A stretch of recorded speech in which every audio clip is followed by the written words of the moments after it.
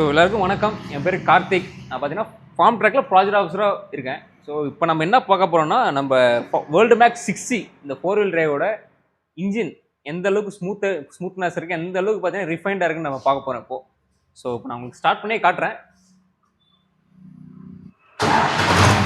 So இதுதான் ideal கண்டிஷனில் இருக்கும்போது பார்த்தீங்கன்னா அங்கே பார்த்துக்கோங்க எந்த அளவுக்கு இருக்குன்னு. நான் 1500 RPM செட் பண்ணுறேன்.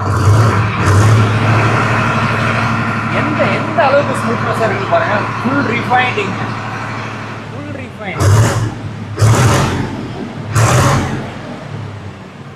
ஏன்னா இது full and fully made for Indian.